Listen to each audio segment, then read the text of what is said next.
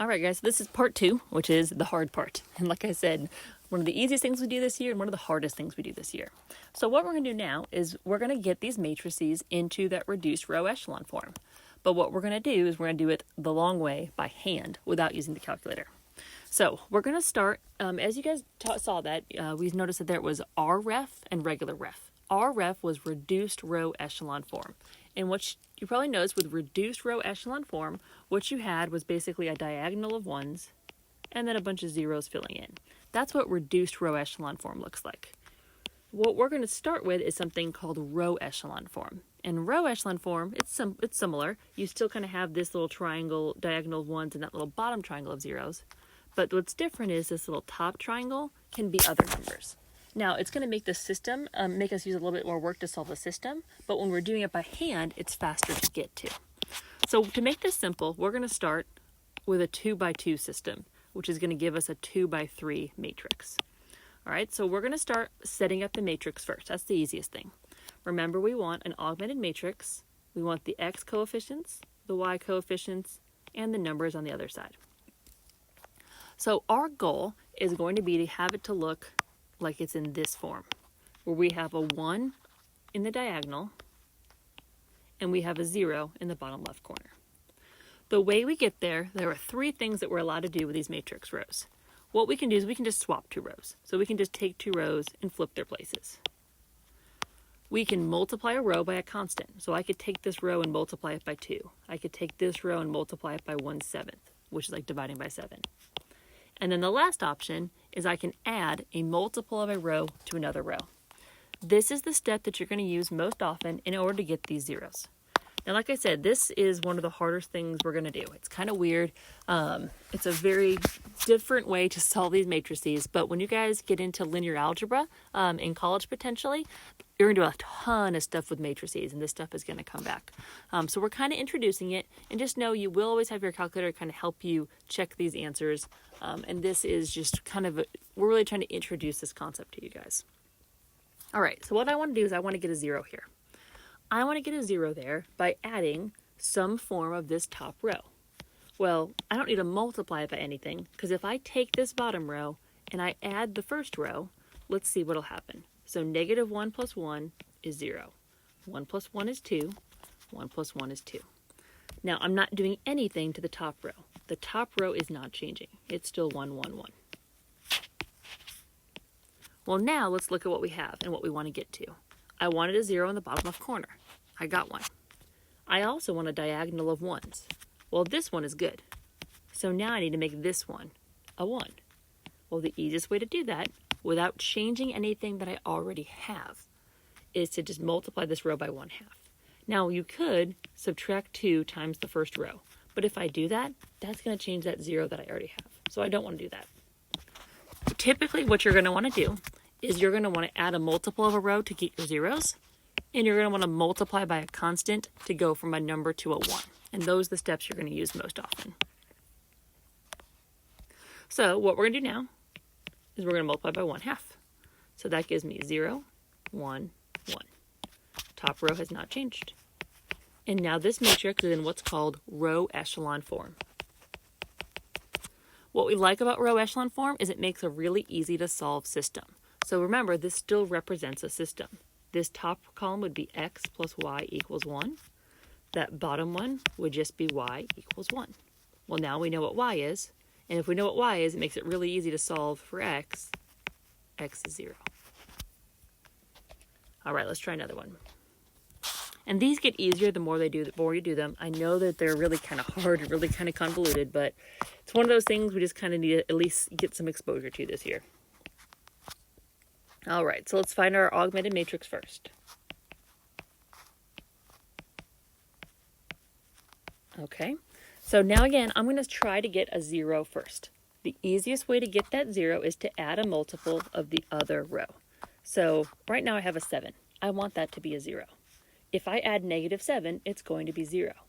The way I get -7 from what's already here is I multiply that row by 7.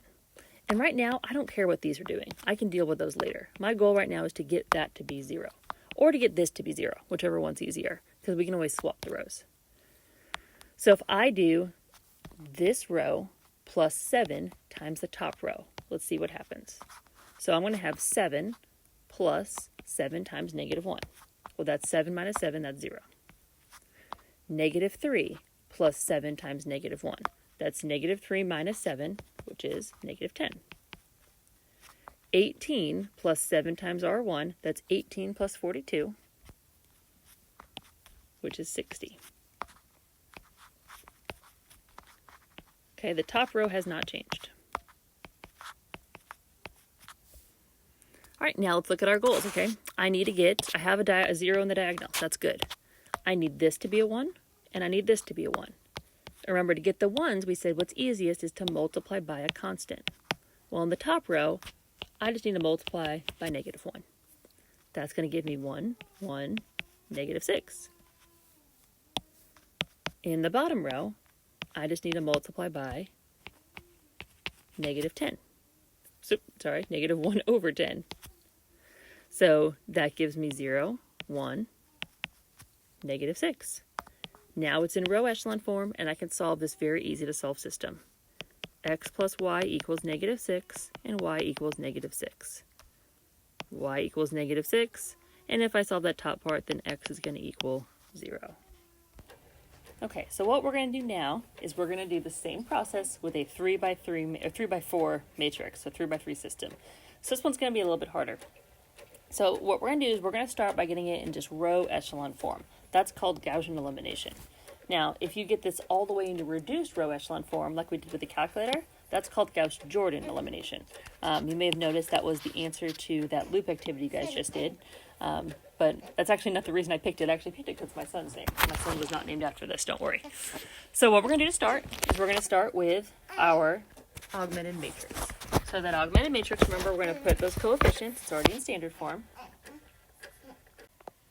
So that augmented matrix is 1, negative 2, 3, 9, negative 1, 3, 0, negative 4, 0, negative 5, negative 14, and negative 23.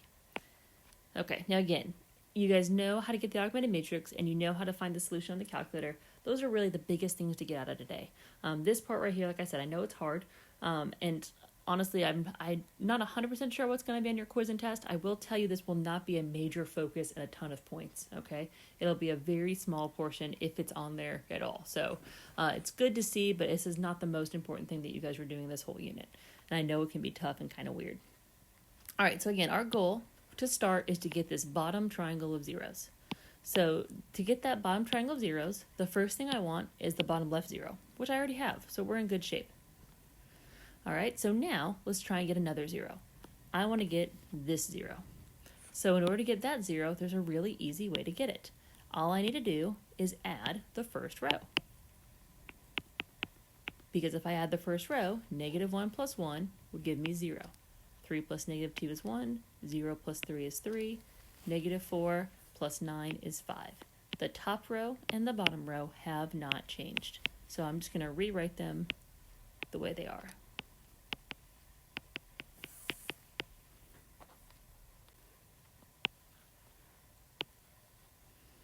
All right, so now we're in good shape. Now we've got 2 zeros. So now we want that next 0 to be in this column. Now, it doesn't matter which one we get. We can get this one, or we could get this one. It's up to you, whichever one you think is going to be easier. I think it's going to be a little easier to get this one because then we don't have to swap any rows. So the other big thing you want to make sure of, I need to use a multiple of another row. So I need to be able to add 5 to this in order to make that a 0. Well, it's going to be pretty easy to add 5 by using a multiple of 1. What you need to be careful of, though, even though it's going to be harder on this particular question, I don't want to use the top row. Because if I add a multiple of the top row, it's going to change that 0 that I already have. And I don't want to do that. So what I'm going to do is I'm going to add a multiple of the second row. So I'm going to add 5 times the second row. So 0 plus 5 times 0 is 0. Negative 5 plus 5 is 0. Negative 14 plus 3 times 5 is 1. Negative 23 plus 5 times 5, that's negative 23 plus 25, is 2. The other rows have not changed. And now, this is in this is in row echelon form. At this point, if we wanted to solve this system, this gives you one of those easy stair-step kind of systems we talked about that makes it really easy with substitution. Because I can see that z equals 2. I can see that y plus 3z is equal to 5. And now that I know what z is, it's easy to substitute it. So we could go ahead and solve this system from this point. Now, I'm going to go ahead and take this a little bit farther, and I'm going to go ahead and take this to reduced row echelon form. Because once you get to this point, it's actually not that bad. The hardest steps really are getting this little bottom 0 triangle. All right, so what I'm going to do now is I'm going to try and get this 0. Well, to make that 0, I'm going to add a multiple of another column, and I want to add the column, a multiple of the column that has the, row, not column. I want to add a multiple of the row that has those leading zeros because it won't change what I already have. So I want to add a multiple of the bottom row. So I'm going to add -3 times the bottom row. Because if I do that, 0 plus 0 times -3 does not change. 1 plus 0 times -3 does not change. 3 plus -3 is now 0. And then 5 minus 6 is now -1. The other rows did not change.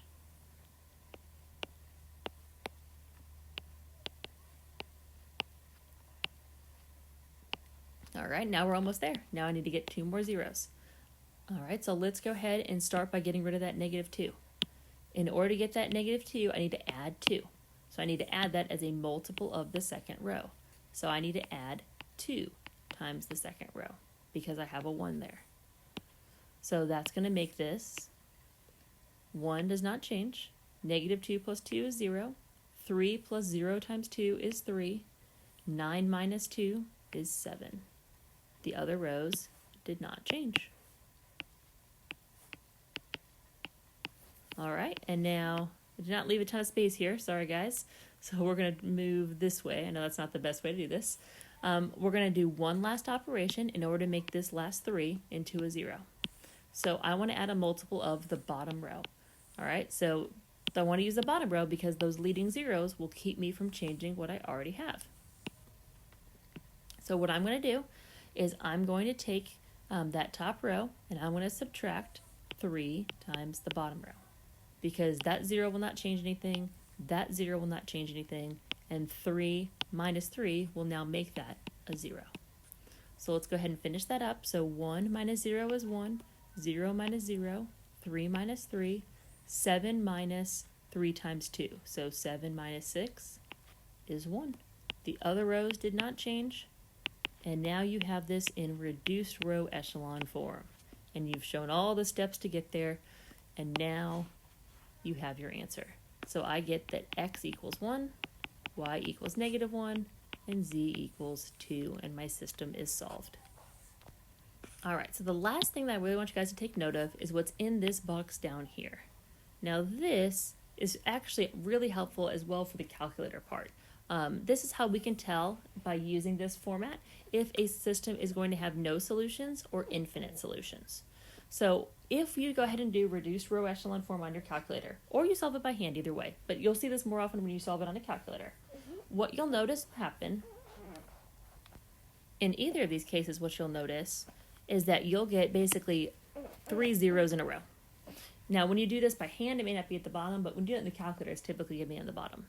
If you have 3 zeros in a row there, what that's saying is 0x plus 0y plus 0z equals 7.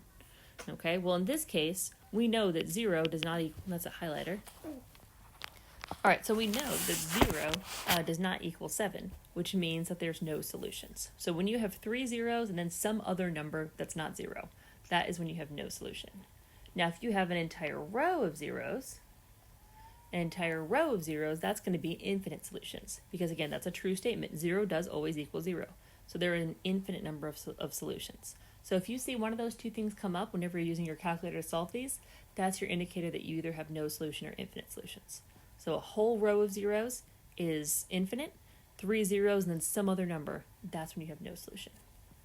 All right, so that is it for today. Again, I know doing this by hand is a little bit harder, but stick with it, do some practice. The more practice you get, kind of the easier it gets.